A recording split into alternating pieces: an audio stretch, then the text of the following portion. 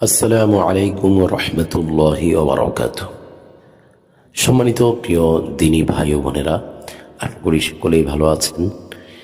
প্রিয় দিনী ভাই ও বোনেরা, আজকের এই ভিডিওতে আপনারা সালাতুত তাসবিহ নামাজ পড়ার সম্পূর্ণ নিয়ম কানুন শিখতে পারবেন ইনশাআল্লাহ। তাই ধৈর্য সহকারে ভিডিওটি মনোযোগ দিয়ে দেখুন।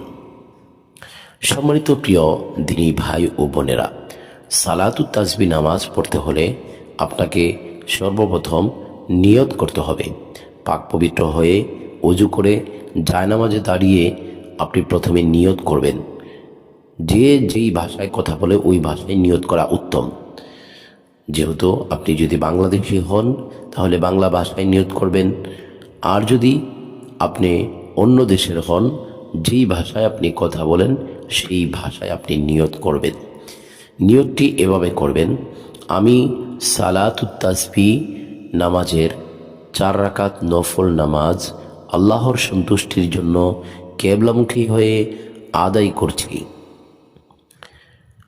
সম্মানিত প্রিয় দিনী ভাই বোনেরা, নিয়ত করার পরে আল্লাহু আকবার বলে হাত বাঁধবেন।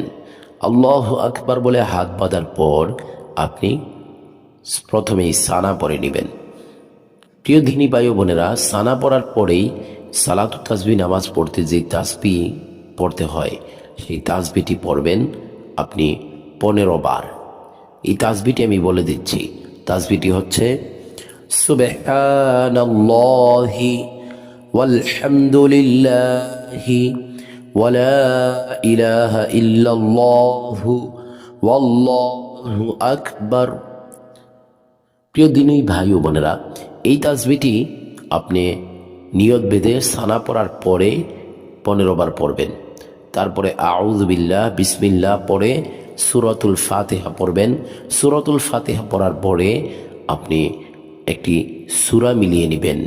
অন্য একটি সূরা মিলানোর পরে রুকুতে যাওয়ার পূর্বে আবার এই তাসবিহটি 10 বার পড়ে নেবেন। তাহলে দাঁড়ানো অবস্থায় সর্বমোট 25 বার এই তাসবিহটি পড়া হয়ে গেল। এবার আল্লাহু আকবার বলে রুকুতে চলে যাবেন। রুকুতে গিয়ে রুকুর তাসবিহ সর্বনিম্ন 3 বার পড়বেন।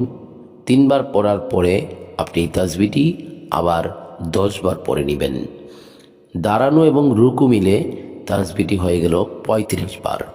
রুকু থেকে সামি আল্লাহু লিমান হামিদাহ রব্বানা লাকাল হামদ সোজা হয়ে দাঁড়িয়ে যখন রব্বানা লাকাল হামদ পড়বেন, আপনি রব্বানা লাকাল হামদ পড়ার পরে এই তাসবিহটি আবার 10 বার পড়ে নেবেন। তাহলে মোট হয়ে গেল 45 বার।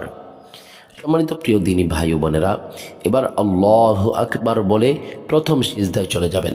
প্রথম সিজদায় গিয়ে এই তাসবিহটি আবার 10 বার পড়ে নেবেন। প্রিয় দিনী ভাই ও বোনেরা, প্রথম সিজদায় গিয়ে আপনি সিজদার তাসবিহ পড়ার পরে এই তাসবিহটি আবার 10 বার পড়বেন। তাহলে মোট হয়ে গেল 55 বার। প্রিয় দিনী ভাই ও বোনেরা, প্রথম সিজদা থেকে আল্লাহু আকবার বলে সোজা হয়ে বসবেন।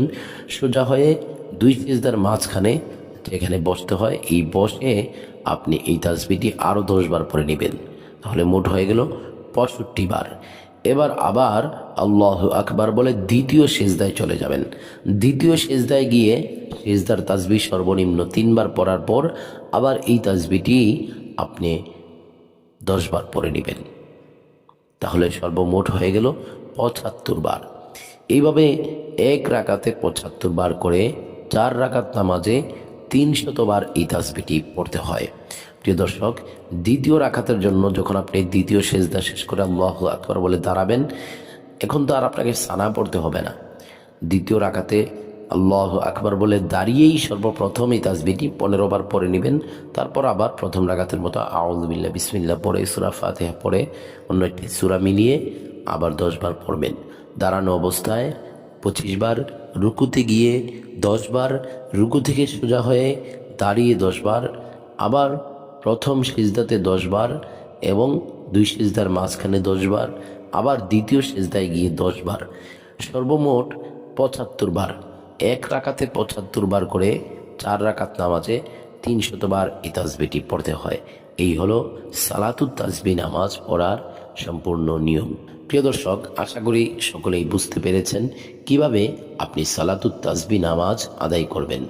আল্লাহ তাআলা আমাদের সবাইকে আল্লাহর সন্তুষ্টির জন্য সালাতুত তাসবিহ নামাজ আদায় করার তৌফিক দান করুক। আমিন।